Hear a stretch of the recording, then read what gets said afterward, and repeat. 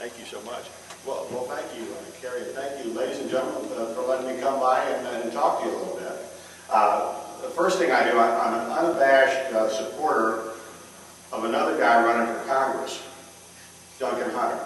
And as a number of us are, and I will have in my possession, and let me see, Tim Shepard, I think, has a few of them, and Christy, where's Christy at? I think she's got a couple of them there. She's got a few of his brochures, because the Hunter family this year is a full-service operation. We got guys running for president, guys running for Congress, and my son Duncan is the only guy who presently stationed in the U.S. Marines in Afghanistan who is on the ballot in California.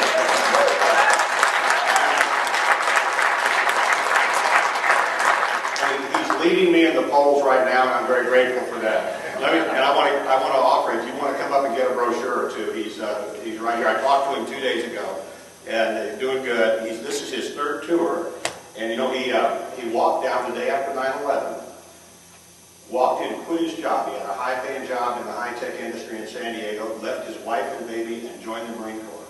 And he did 2 tours in Iraq, came back, finished his hitch, and he was helping me in the presidential campaign. In fact, we tied Giuliani and McCain at 22% at the big straw poll, the first big straw poll in the East in South Carolina that Fox News carried live. And I believe it was Hannity who said, well, of course Hunter did well. He had his Marine son down there helping him. And I said, right. 550 consultants on one side, 1 Marine on the other. It's an even match.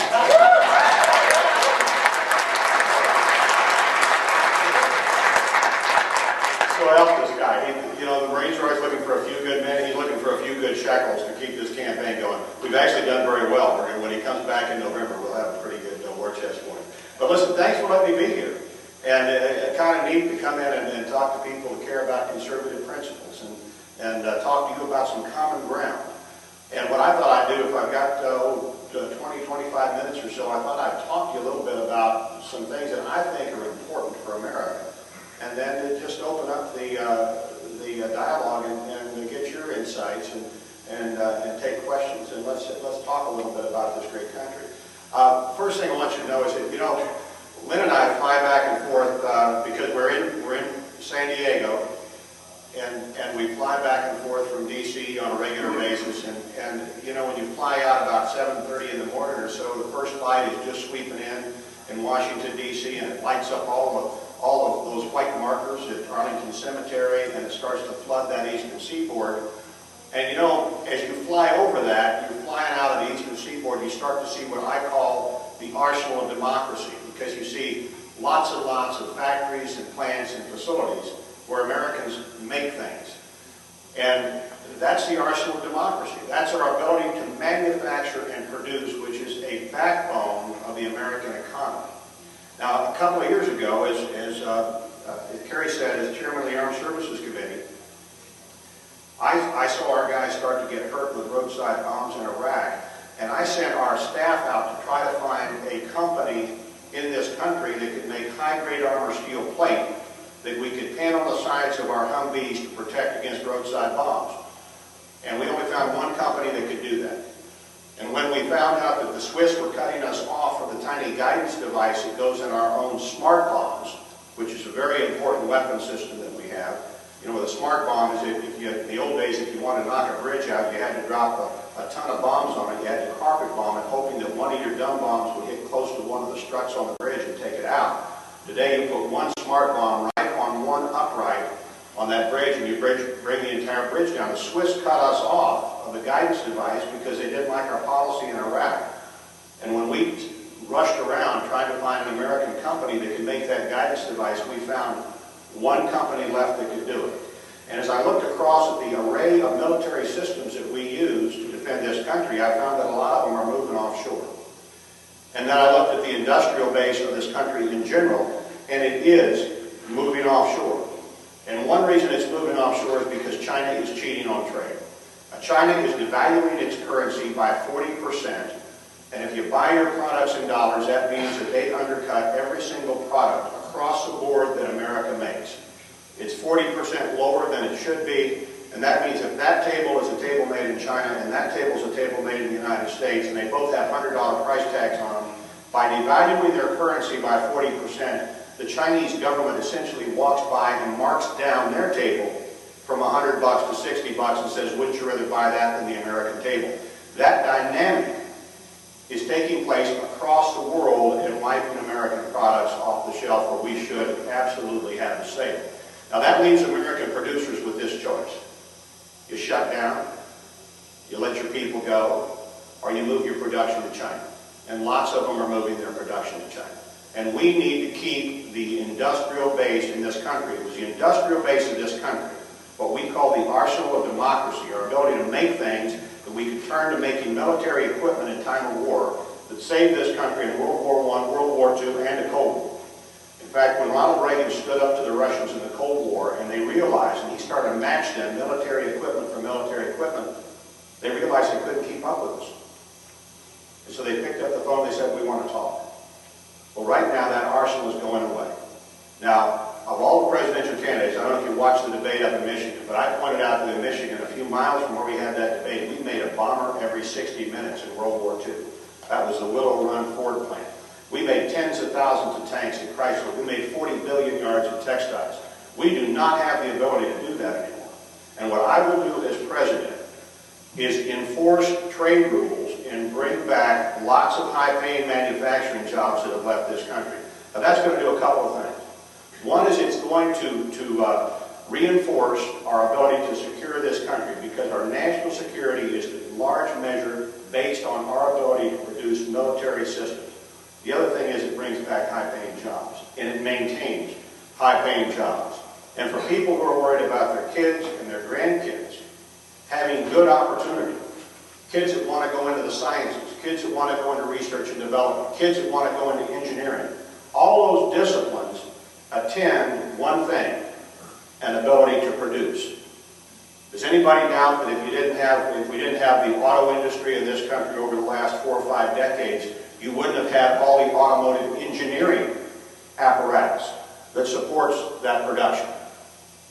The disciplines of R&D, science, engineering tend to gravitate toward the production. And if you look at what's happening in China right now, as they are unfairly sweeping in, sucking in production from around the world, they are starting to put in high-tech institutes that support that production and support advancement in R&D and science and engineering.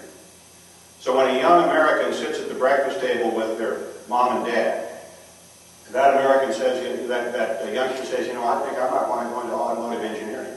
And if dad picks up the paper and it says Ford is going under, that young person may be inclined not to go into that particular practice or that particular science. We're going to have to inspire this new generation that's coming on board because it's a generation that's going to be smaller than the generations past. They're going to have an enormous burden in terms of economic security and national security to carry, and they're going to have to be highly productive. And one way to inspire them is to ensure them that they are going to have the jobs, good, high-paying jobs, available, so they can go out and with lots of hard work and getting what you've earned, and with a system based on merit, they're going to be able to get their hand on that first rung of the ladder of opportunity to start to climb that ladder. Now, the way that you stop China from cheating on trade, and that's the point that I was making to you earlier, is you have to stand up to them. This administration has not stood up to them. We've talked to them and talked to them and talked to them.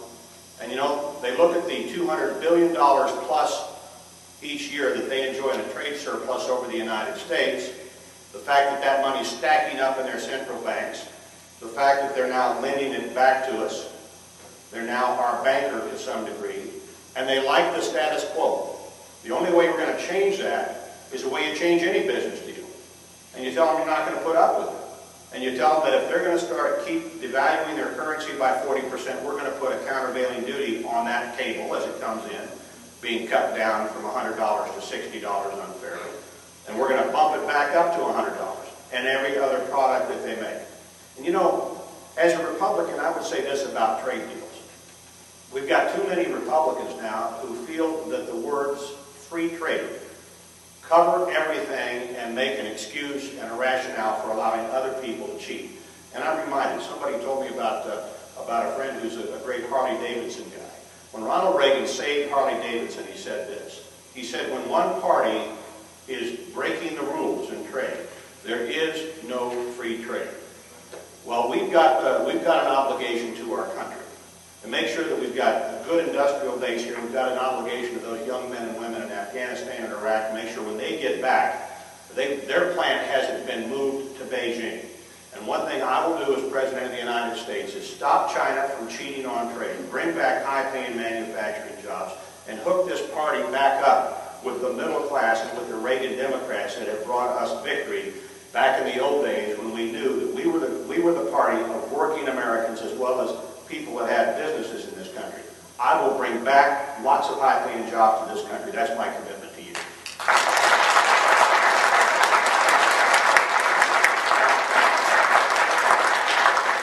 Now, you know, for this country, too, we pass over Texas, and I'm reminded that there in Kingston, Texas, which was the hometown of Audie Murphy, and a couple hundred miles away from there was Cuero, Texas, which was the hometown of Roy Benavidez, who was a Special Forces sergeant who saved an entire Green Beret detachment that were in Cambodia during Vietnam, and was finally awarded the Medal of Honor by Ronald Reagan many years later. And I'm reminded that about 1,600 miles away from their homes is Silo, New York, where Corporal Jason Dunham lived, who was awarded the Medal of Honor by George Bush just a couple of months ago. And those three men, one who was the most decorated hero of World War II, and the other Roy Benavidez, who was a Medal of Honor winner from Vietnam, and Corporal Dunham, who was a Medal of Honor winner from Iraq, are tied together, and they're tied to us by this. They all won the Medal of Honor fighting for their country, but also trying to expand freedom. And in World War II, in Audie Murphy's war, we gave freedom to hundreds of millions of people. In Vietnam, we failed to expand freedom. And in Iraq, it hangs in the balance. But it's very clear that it's in the interest of the United States to expand freedom. And I think we learned from 9/11 that if you don't change the world is going to change you. Now, I believe the operation in 9/11 or in Iraq is going well. And, I saw when General Petraeus came back, and incidentally, when he came back, the Democrats worked the ground for a week, prepping the battlefield, blasting General Petraeus before he ever got to the United States. And I'll never forget the chairman of the International Affairs Committee, Mr. Lantos, had a statement, had a hearing before he arrived, in which he said that when he got here, his testimony wouldn't be his own, it would be designed and would be written by political operatives, which is about the biggest insult you can give a military leader. But let me tell you, General Petraeus came back as a guy who believes in duty, honor, and country. He gave us news that was important for us to know, and that's this. We've reduced the attacks in Anbar province by more than 80%. We are standing up the Iraqi army. The Iraqi army consists of 131 battalions. Some of them have a lot of combat experience, some of them don't have much combat experience. My recommendation to General Petraeus and to the President for the last couple of years has been this: to make every single battalion in the Iraqi army gets a good dose of combat experience. And just as you stand up a football team by playing football games, you stand up a military by military operations. And when they're battle-hardened, they can start to rotate into the battlefield and displace American heavy forces, whether they're Marines in Anbar province or the Army in Baghdad or the Sunni Triangle. And our guys can start to rotate out and come back to the U.S. or move to other places in CENTCOM, in the Central Command, where they're needed. Now, we stood up a free government in Iraq. It's an inept government. It bubbles along, as most new governments do, but it was freely elected. I think that government's going to hold. And I think that the Iraqi army, which is standing up, will be the best institution that they have for bringing reconciliation between the parties. You now have Kurdish officers, you've got Sunni officers, you've got Shiite officers. And one of them was asked by one of our last Codels, "Are you a Sunni or a Shiite?" And the guy said, "I'm a professional soldier." That's the answer you want to have.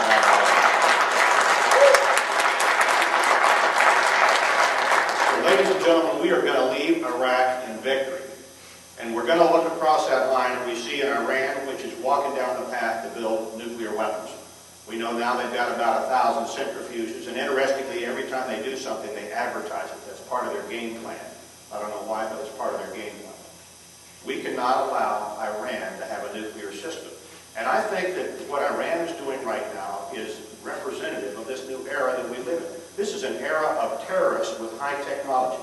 In the old days, a guy who could hurt you with a knife or a gun, today today can get his hands on other things that are much more dangerous. Witnesses suicide bombs, just using an automobile loaded with explosives. And of course, they are driving to get that one element, a nuclear device, that would give them enormous leverage against the civilized world. Well, I can tell you this. I will not, as President of the United States, I will not allow Iran to have a nuclear device.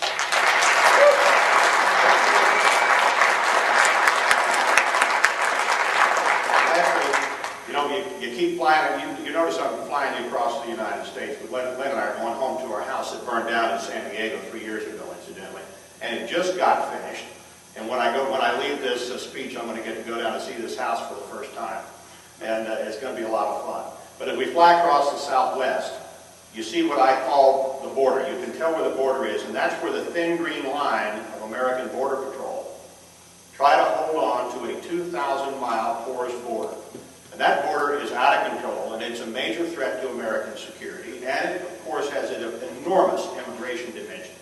And let me tell you what I did in San Diego, because I think that this is a time for you to listen to presidential candidates and look at what they've done, not just what they've said. One reason I don't need to have every consultant that's vertical working for me is because I know what I stand for and I know what I've done. And I've done things that represent my record whether I like it or not. And in this case, I think what I've done has been very good for this country, because when we had a border that was out of control in San Diego, which was the #1 smugglers corridor in America, that at one time, that little area between Tijuana, Mexico and San Diego, California, was the area where most of the illegal aliens and most of the narcotics that came into the entire country were smuggled. Well, I built a double border fence. And that's not a little fence like they show on CNN sometimes with people high hurdling it. This is 2 fences. One is 10 feet high, built out of steel landing mat right at the border. Then you have a 150-foot wide Border Patrol road, a high-speed road that the Border Patrol can drive 50 miles an hour on. Then you've got a 15-foot high fence with an overhang. And as I told Wolf Blitzer, you know, if somebody can climb up that fence and hand over hand on that one, we'll sign them up for the Olympics immediately. We're not going to waste time. Ladies and gentlemen, when I built that fence, we had a border out of control in San Diego. We had gangs with automatic weapons. We had people who were driving in at the rate of 300 drug trucks a month, bringing cocaine into those 2 major freeways and getting lost in the freeway system and driving to all points in this country. When we built the double border fence, we brought down the smuggling of people and drugs in our sector by more than 90%. And I know that Mr. Romney got a 20-minute tour down there by some folks, and he came back and said, you know, only about half the people that are stopped by that fence and the other half are getting through. I don't know what sector he went to, but in my sector, here are the facts.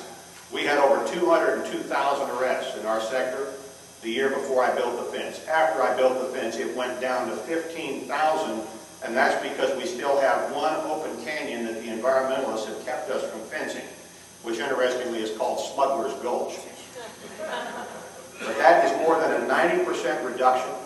The fence works, and as a result of that, I wrote the law that extends that border fence 854 miles across Arizona, New Mexico, and Texas, and it's now public law.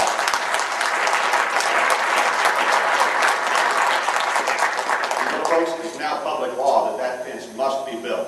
Now, when I was in Texas, and you'll notice our great friends, the Roxys, who happen to be our next-door neighbor, and Ed Roxy's still hoping I'll return the lawnmower that I borrowed. So they have gone to every debate we've had across this country. They're carrying our signs, and they've got the sign that shows that I won the Texas straw poll of the state convention by 2-1 over the next guy. That's because Texas had a big piece of border fence coming. They've got 400 miles of border fence, which is mandated for Texas, and their border is on fire with smuggling of drugs and people, and they want that border fence. And the administration so far has only built 1 square inch or 1 linear inch of fence. They've built nothing for the Texans on the Texas border. In fact, if you add up all the fence that's been built by the administration since we put into law last October 26th, when the president signed the law that it had to be built, they built 5.15 miles of double border fence. Now, Mr. Chertoff proudly announced that they built 70 miles of 1 layer, but you got to have 2 layers. Because the key is, when a smuggler comes over the first fence, and he gets over, he has to go across the Border Patrol Road and try to get through the second when he gets trapped in between the two fences, and that's how you catch him. You need to have two fences to really impede that traffic. So they built 5 miles in a year, and they have $800 billion sitting there available to build a border fence. Ladies and gentlemen, as President of the United States, I'll build that border fence, all 854 miles, in 6 months. That's my commitment to you.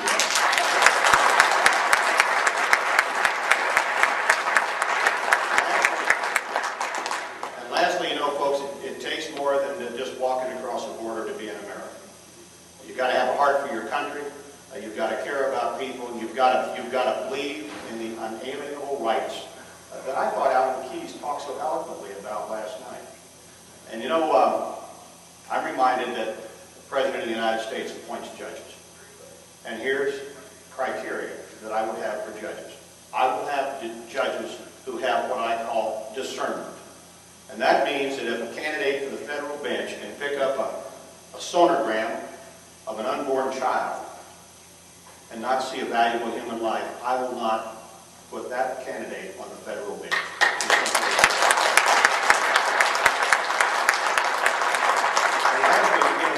One other thing, we've talked a lot about education in the last several seminars that I've been to. There's one other thing I'd like our youngsters to know, and I'd like the other nations of the world to know. As I listened to the Democrats in their last debate, they beat up on our country. They apologized for our country. They talked about how they're going to restore what they call the reputation of our country. I would say this to every other nation in the world. When you were sick, the Americans brought medicine. When you were hungry, the Americans brought food. When you had earthquakes and tsunamis and floods, the Americans came. And when you were insecure and you were attacked, the Americans left the safety of their own homes and came to defend you. I will never apologize for the United States for that.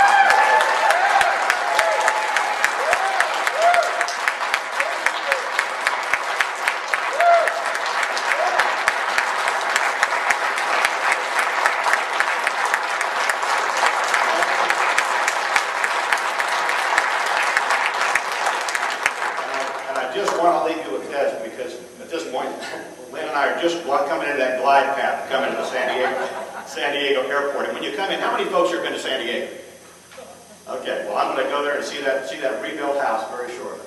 You know, you see that long arm of Point Loma that stretches out into the Pacific Ocean. And you know, back in 1945, a young Marine came back from the South Pacific into San Diego Harbor. And he wrote, in the last letter he wrote to his wife, he wrote these words: I think that just to be able to be with your wife and kids, to take care of your family every day, is the greatest privilege a person can enjoy. And 61 years later, another Marine came back, this time from a place called Fallujah, and he wrote these words.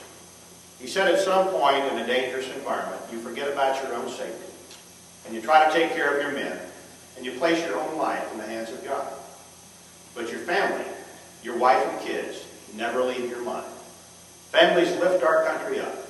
They provide us with fidelity, morality, faith in God, and raising the next generation of Americans. Well, ladies and gentlemen, the first guy who wrote that first letter was my dad, Bob Hunter, to whom I owe everything I am or ever will be.